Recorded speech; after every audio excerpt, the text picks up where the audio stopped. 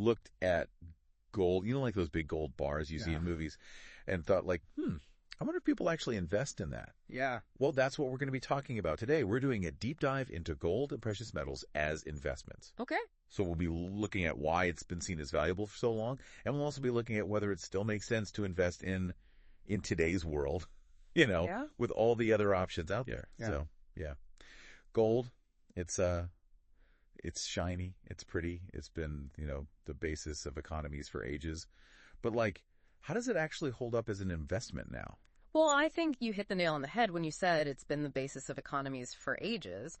I think part of gold's allure is that it is tangible, it is finite, and unlike, say, paper currencies, it can't just be printed out of thin air, right? Yeah. Gold has been treasured literally for millennia.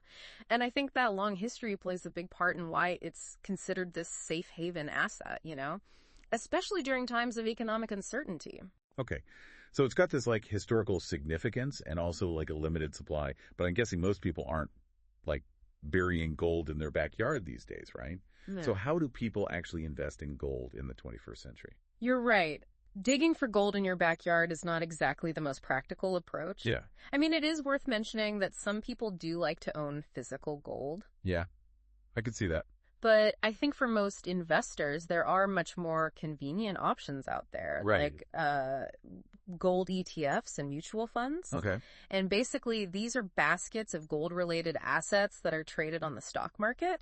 And this makes them just a lot more accessible than, trying to get your hands on physical gold. Okay, so ETFs and mutual funds. It's kind of like you're dipping your toes into the gold pool without having to jump into the deep end. Right.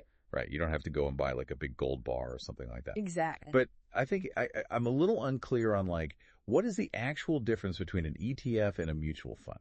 Yeah, so that's a great question. The main difference between those two really lies in how they're managed. Okay. And also the costs associated with them. ETFs are passively managed, which means that they track a specific index, like, for example, the price of gold. And they tend to have lower expense ratios, which is essentially the fee that you pay for the fund's management. Gotcha. Okay. Mutual funds, on the other hand, are actively managed by portfolio managers who are making decisions about what to buy and sell within that fund. Okay. So it's like a person is making decisions versus just an algorithm or something like that? Exactly. And so that active management often comes with higher expense ratios because you're paying for that person's expertise. So for someone like me who's just looking for a pretty simple hands-off way to get a little exposure to gold, Yeah. it seems like an ETF might be the way to go. Exactly. Just set it and forget it. Right. Okay. So we've talked about these ETFs and mutual funds. Mm-hmm. Our research also mentions gold mining stocks. Can you tell me a little about those? Sure. Gold mining stocks are a bit different. Okay. Because instead of investing directly in gold itself, you're actually investing in the companies that mine the gold. Oh, okay. And so this can be a bit more volatile because the performance of that stock is tied to the company's success and, of course, the fluctuating price of gold as well. Right. So there's a lot more factors at play. However, that volatility can also bring the potential for higher returns. Mm-hmm. So compared to just holding gold itself, it could be more of a gamble, Yeah. but a bigger payoff, potentially. Risk reward. Exactly. Higher risk, higher reward. Right. Okay. So we've gone over all these different ways to invest in it. Mm-hmm. But I think the biggest question for me, and I'm sure for our listeners, is why even consider gold at all? Right. We're in a world with tech stocks, cryptocurrencies. Yeah. Why this old school asset? I think that's the key question. Yeah. And I think the answer often lies in the concept of diversification. Okay. So think of it this way. If your entire investment portfolio is all in stocks, And the market takes a downturn, your entire portfolio suffers. all your eggs in one basket. Exactly. But gold tends to move independently of other asset classes, Oh, interesting. like stocks and bonds. So, for example, you might recall during the 2008 financial crisis, while the stock market was plummeting, gold actually increased in value.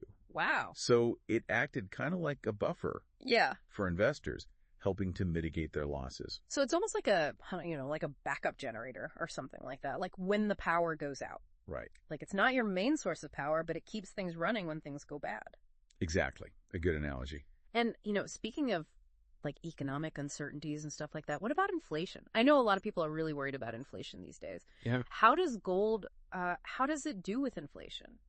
Well, gold has historically been seen as a hedge against inflation. Mm-hmm. So when the cost of goods and services rises, the purchasing power of your money actually decreases. Right. So everything costs more and your money is worth less.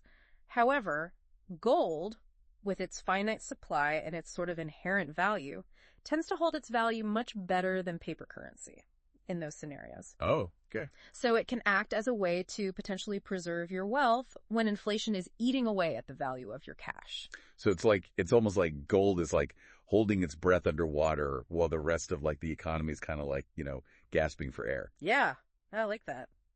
So to kind of wrap things up for our listener, Sure. we've gone over all these different ways to invest in gold, Yeah. from holding the physical metal to like the more convenient ETFs. Mm-hmm. And we even touched on the higher reward potential play of those mining stocks.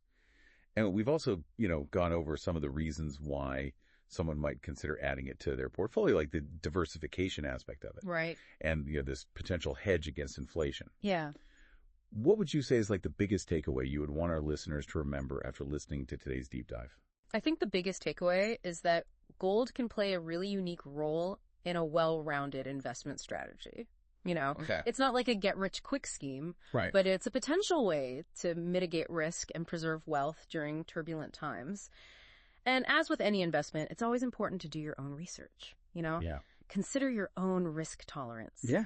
Maybe even speak with a financial advisor, just to see if gold actually aligns with your own personal financial goals. Absolutely. I think, knowledge is power, especially when it comes to finances. For sure.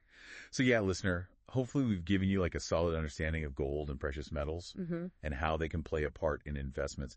The big question now is, given all the stuff happening in the economy, does gold deserve a place in your investment strategy? Yeah, something to think about. Yeah. Something to ponder as you continue on your journey through the world of finance. Thanks for joining us for this deep dive. Thanks for having me.